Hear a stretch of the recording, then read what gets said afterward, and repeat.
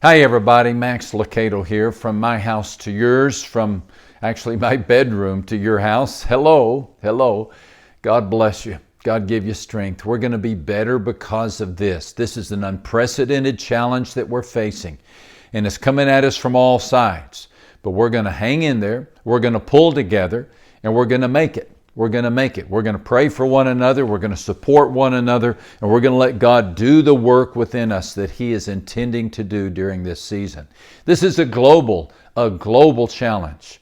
And I want to invite you, wherever you are in the world, if you don't live in the United States, to send us a shout out. I'm so amazed how many people are watching these little messages from all over the world. As we post prayer needs, we hear from people in New Zealand, in Australia, in South Africa, in Poland, in Peru, in Brazil. God bless you. And even if you don't have a prayer need, would you just post a shout out so we can all be reminded that we're in this together? It's a global challenge. But by God's strength, our God, who holds the whole world in His hands, is going to walk us through this, and we're going to be better because of this. Now, in just a second, I want to talk to you about how young shepherd boy took down his giant Goliath. If that doesn't interest you, God bless you. Be on your way. Have a great day. Post a prayer need if you have one. But if you would like to hang around, you probably don't need me to remind you why this feels so much like a Goliath. But boy, the challenges of this coronavirus are daunting. There's the question of medicine. Will there be vaccine? Will a second wave hit us? If so, will we be prepared? Then there's the question of the economy. Unemployment is higher than any time since the 1930s. And we're seeing businesses go under. And the global trade is crippled, and travel and sports and entertainment, all asleep, all dormant, all on pause. How much more trauma can the financial world endure? And speaking of trauma, there's the emotional stress. So much change so quickly has left us off balance. We're feeling flat-footed. We can't sleep. We can't cope. We can't imagine how in the world we're going to face this new paradigm. We're not even sure what this paradigm is. Yet, folks, we cannot give in to our fears. This season, with all of its challenges, this season is creating an opportunity for us to develop our faith, to take our faith to the next level, to draw even closer to God. Faith is born out of crisis. Faith is honed in a crisis. In fact, a crisis is the anvil upon which God shapes our faith. In Matthew 24:12, Jesus stated that in the end times, the love of many would grow cold. Matthew 24, verse 12. Let's not be among them. Let's not be among them. Let's don't let our faith grow cold. In fact, let's let our faith take fire. Let's let our faith take fire. And if you'd like to be one of those, I want to invite you to join with me in learning some lessons from David and the way he faced his giant. Next month, we're launching a new online Bible study based on a book I wrote called Facing Your Giants. I'd love for you to participate.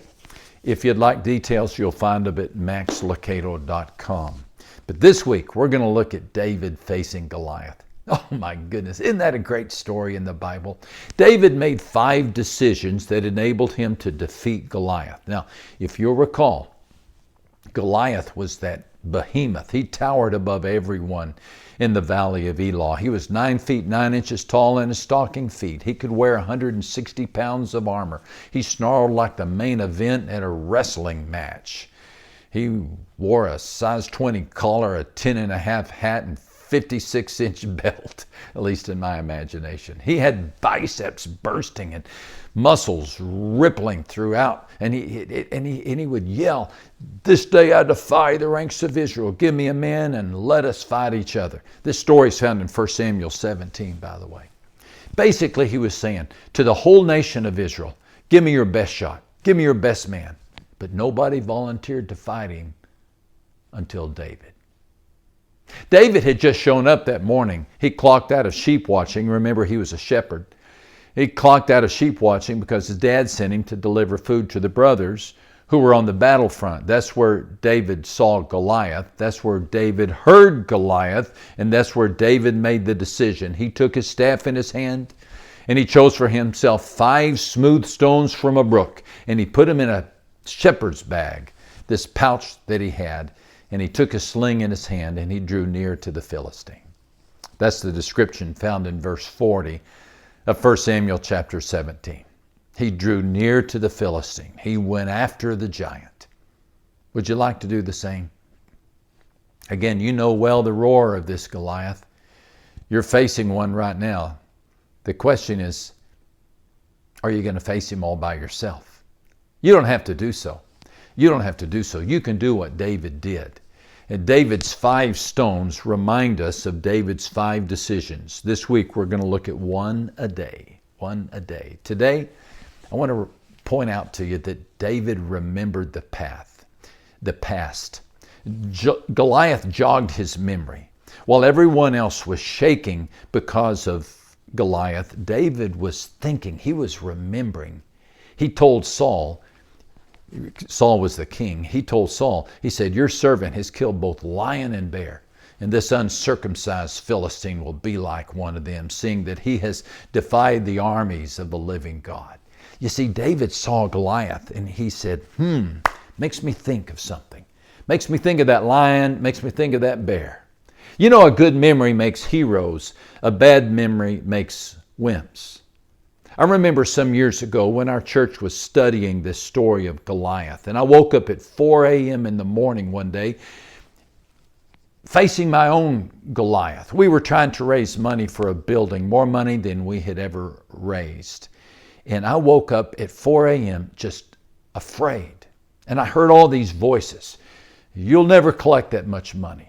You'll never face it. I couldn't argue. The economy was down. People were stressed. I began to convince myself that we wouldn't raise enough money to buy one brick. And that Goliath had me running to the trees. Gratefully, I was studying this story from the Bible, from 1 Samuel 17. I remembered David. I remembered what David said to Saul about the lion and the bear. So I decided to do the same. Now this is crazy. I climbed out of bed there at 4 a.m. I walked in the living room. I turned on the lamp. I pulled out a journal. I began making a list of lion and bear-sized conquests for our church. Because just in the 5 previous years, God had prompted a businessman to donate several acres of land to us. He had prompted the church to be abundantly generous. He had prompted another church to buy our old building. He had taken care of us. And then I began to make a list of all the ways God had blessed me and taken care of me, how He had healed me from a heart condition, how He had taken care of me and helped me face challenges. And I realized I have a lion's head and a bear rug in my study. Well, not really. But boy, I heard a thud. I turned around and I saw Goliath go down. I found courage to move into the future by looking at the victories of the past. I have learned that works every single time. Every single time. Did you know that the Bible urges us to have a good memory? 1 Chronicles 16:12 says, remember His marvelous works which He has done. Friend, would you take some time today and keep a list of all the good things God has done for you? Has He not walked you through high waters? Has He not proven to be faithful? Have you not known His provision? How many nights have you gone to bed hungry? How many mornings have you awakened in cold? Has He not made roadkill out of your enemies? Listen, write today's worries in sand, but that's my dog. Chisel yesterday's victories in stone. Pick up the stone of the past and remember that God is with you. Friend, this is a time for some stubborn faith, for some deep resolve. Shallow faith is not going to cut it in the days ahead. You're going to have to go deeper. And one way to go deeper is to remember how great God is. The power is not in you. The power is not in me. The power is in our good God who watches over us. Hey, hang in there, folks. Be strong. Sorry about my dog. God bless you. With His strength, we're going to face this Goliath together.